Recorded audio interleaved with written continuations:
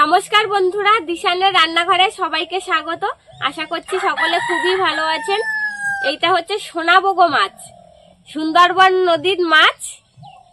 খুবই সুন্দর লাগে খেতে এই মাছটা। এই মাছটা দিয়ে আজকে রেসিপি করব। দেখুন কত লম্বা মাছটা। মাছটা প্রথমে আমি কেটে নেব, তারপরে রেসিপিটা শুরু করব। আপনারা সম্পূর্ণ ভিডিওটি দেখতে থাকুন।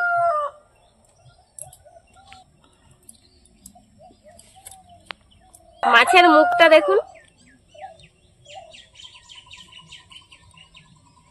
দেখুন কত বড় বড় দাঁত, একদম পুরো আল দাঁতগুলো।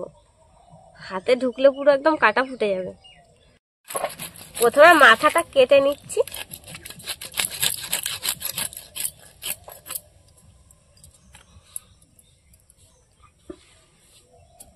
প্রথমে পিসটা করে নেই, তারপরে যদি পেটের ভিতরে কিছু থাকে।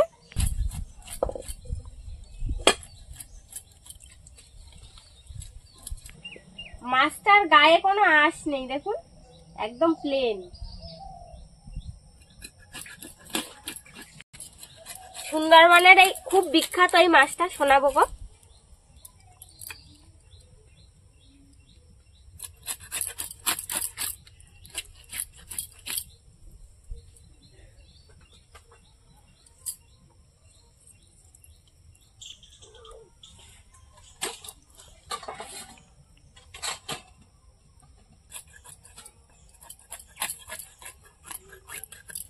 মাছের পেটের থেকে নাড়িভুড়ি গুলো বেরিয়ে গেছে, আর একদম পুরো খালি হয়ে গেছে পেটটা।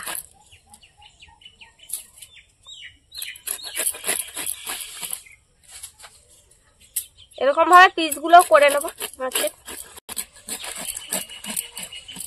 সোনাবগো মাছটা আজকে আলু দিয়ে রান্না করব, সেই জন্য আমি আলু কেটে নিচ্ছি। মাছটা ধুয়ে নিয়ে এসেছি, আর আমি উনুন জ্বালিয়ে কড়াই বসিয়ে দিয়েছি। মাছে লবণ হলুদ মাখিয়ে নেব।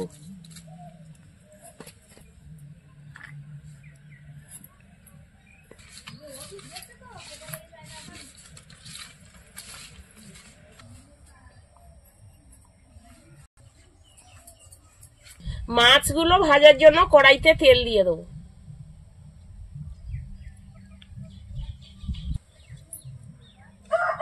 এবার মাছগুলো ভেজে নেব।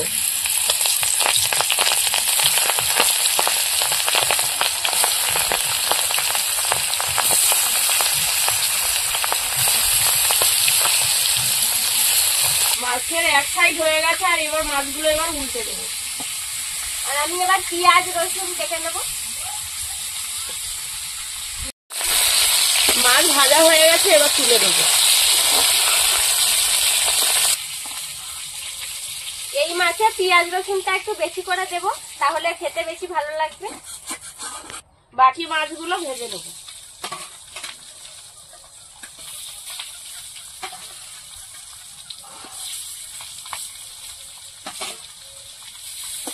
রসুনগুলো এবার আমি থেতো করে নেব। লঙ্কাটা এবার বেটে নেব।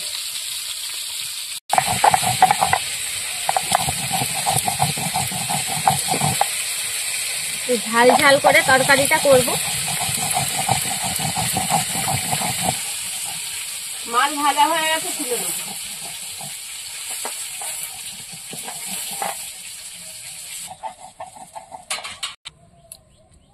পাঁচ ফোড়ন, পেঁয়াজের কুচি,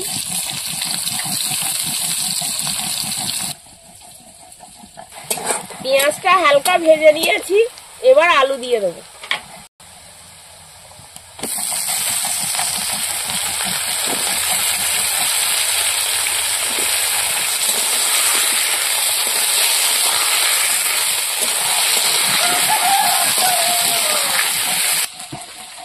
লবণ,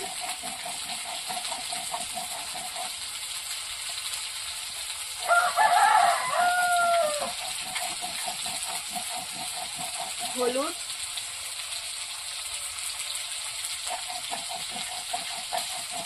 কাঁচা লঙ্কা চেরা। এবার একসঙ্গে ভালো করে কষিয়ে নেব। লঙ্কার কালারটা খুব সুন্দর।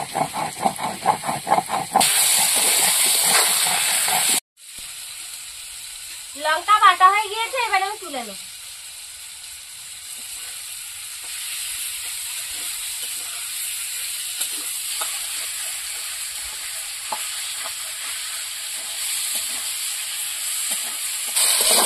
আলুটা কষানো হয়ে গেছে, এবার রসুন দিয়ে দেবো।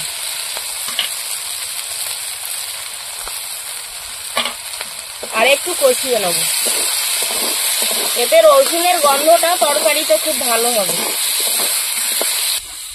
রসুনটা কষিয়ে নিয়েছি, এবার লঙ্কা বাটা দিয়ে দেবো।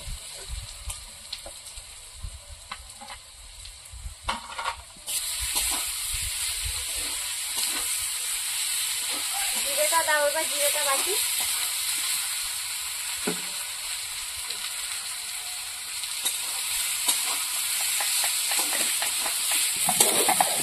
ভালো করে কষিয়ে নিয়েছি, এবার জল দিয়ে দেবো।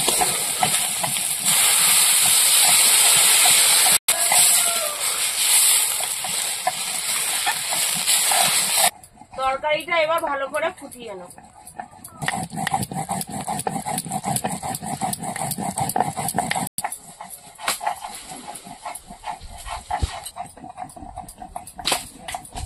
তরকারি ফুটে উঠেছে, ভেজে রাখা মাছগুলো দিয়ে দেবো।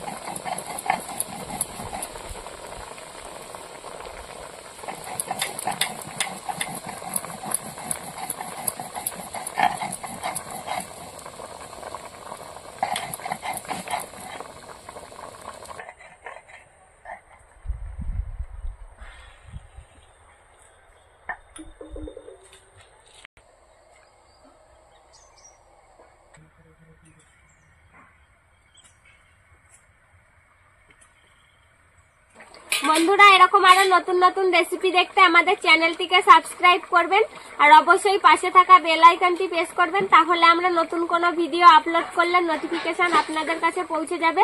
আর কে কোথা থেকে দেখছেন কমেন্ট করে বলবেন, তাহলে আমরা নতুন নতুন ভিডিও করার আগ্রহ পাবো। আর যদি ফেসবুক থেকে দেখেন তাহলে ফলো করে পাশে থাকবেন। তরকারিটা প্রায় হয়ে গেছে, এবার জিরে বাটা দিয়ে দেবো।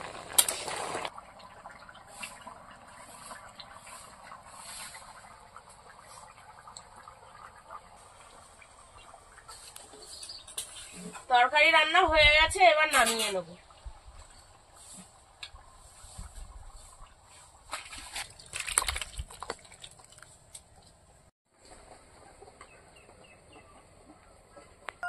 তরকারি রান্না হয়ে গিয়েছে, আর সকালবেলা গরম ভাতের সঙ্গে আলু সেদ্ধ আর কলা ভাজা করেছিলাম, সেটাও নিয়ে নিয়েছি অল্প অল্প করে খাবো। আলু সেদ্ধটা সুন্দর পেঁয়াজ লঙ্কা টঙ্কা দিয়ে মাখিয়েছি সুন্দর করে, একটা কলা ভাজা দিয়ে আলু সেদ্ধ খাবো।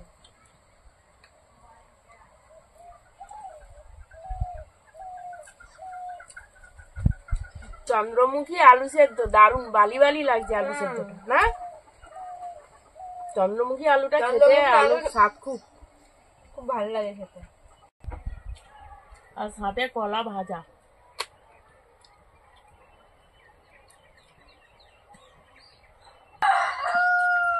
আর কাঁচা লঙ্কাগুলো মুখে পড়ছে ঝাল ঝাল, ভালো লাগছে।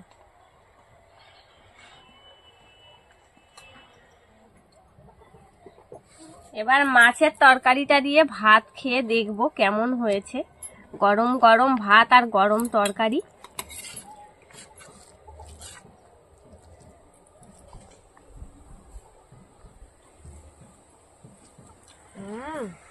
ভালো হয়েছে, তরকারিটা কালার এত সুন্দর হয়েছে, আর তরকারির স্বাদটাও খুব সুন্দর।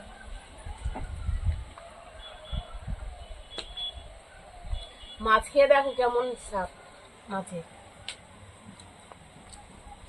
টাটকা একদম নদীর মাছ। তরকারিটা তো খুব সুন্দর হয়েছে, দারুণ লাগছে। বন্ধুরা, বাজারে কখনো এই মাছটা পেলে কিনে নিয়ে গিয়ে খেয়ে দেখবেন, দারুণ স্বাদ হয়েছে খেতে। আর এইভাবে রান্না করে খেয়ে দেখবেন, খুব সুন্দর লাগছে। আমাদের আজকের ভিডিওটি শেষ পর্যন্ত দেখার জন্য ধন্যবাদ।